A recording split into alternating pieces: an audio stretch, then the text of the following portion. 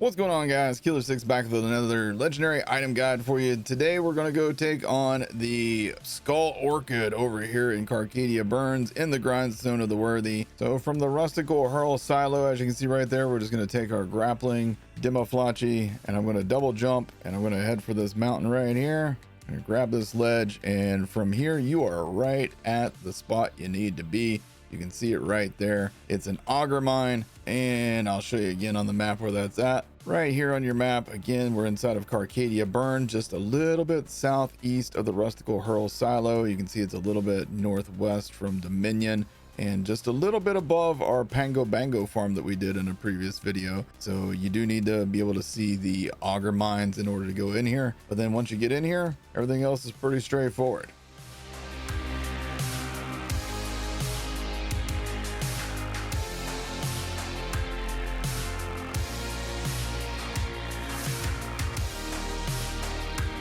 And here we are. If this is your first time coming here, then you will not have the Moxie's respawn machine here, so you can just jump in and fight the boss. If you've been here before, you will need to pay in order to fight this boss, so let's go ahead and do that. I'm going to jump in. I'm hitting with my crit knife, which has been nerfed into oblivion according to some people. And yes, I know it looked like I missed, but that's what you have to do with RAFA. You have to hit indirect shots. And just like that, he's dead on Ultimate 5. All right. Hey, first run, we got a drop. Unbelievable, guys. We got a faulty detonator on our first run. Now, this is basically a C4. If you guys have ever played Call of Duty, you're familiar with the concept of chucking a C4 and then detonating it. That's what this guy is. But you can see what this guy does is he doesn't just detonate. He does a little something extra. But let me go ahead and get the other drops from this guy, and then we'll go over what they all do. Number four, we got the Roach. Not bad. 4 runs. We've already got 2 of his drops. Pretty good odds right there.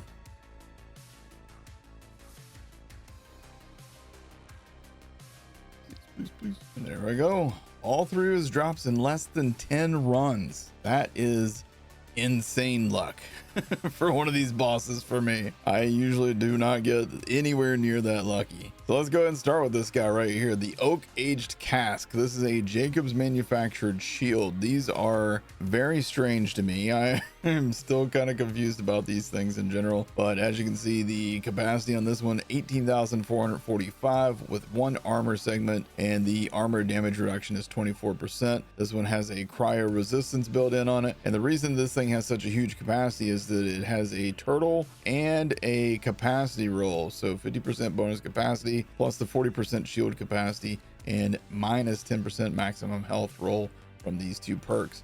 Gold text says vintage, and the red text says takes a while but worth the wait. So just obviously relating to like just aging alcohol kind of stuff there. So what this thing does is it only has 1 armor segment, and when that armor segment is depleted, it drops boosters that will refill your shield. So it's a really good just general overall shield that will allow you to constantly refill it. Have these guys go and bust up my armor. As you can see, it's very high capacity, keeps it going pretty well. And I did not see any armor segments for me to pick up to give myself any bonus armor there, so I'm not sure. I'm not seeing. There we go. There's shield boosters finally. So apparently the shield boosters will automatically refill your bar. So let me have this guy bust me up here. He's doing a really bad job at it. There's a health booster, and let me go get this armor booster. Boom, completely refilled with 1 armor booster. So that's what this shield does. Gives you a pretty good indication of how that thing works. So really good for high mobbing situations where you could possibly get a bunch of armor boosters on the ground. It's going to keep that armor bar up pretty much constantly if you have that. Up next, let's take a look at the faulty detonator. Now this is again basically like a C4 that's manufactured by TDR, and the gold text says sticky trigger, grenade spawns combo orbs upon detonation. Red text says he improvised that, you know. Now this one is cryo. The stats on mine are 17-second cooldown, damage is 7,424, radius 371, and it has 1 charge. Now mine also rolled with Express, which gives grenade cooldown duration reduced by 21%, which gives grenade cooldown duration reduction by 21%. So let's go ahead and use this guy. As you can see, it's going to spawn combo orbs, allegedly. I don't know what combo orbs are. That one appeared to drop into the ground or something. I don't know. Let's chuck another one here. There we go. There's our combo orbs. And you shoot those guys to do extra damage. So you need them to go near enemies. Not the most common sense type item out there, in my opinion. I don't know. There we go. Had that one go near enough to him that it did some damage. I don't know, man. Not a fan of this item. You guys let me know what you guys think. So realistically, the best case scenario for this is if you get an enemy who just cannot get away from it and you detonate it basically right on top of them.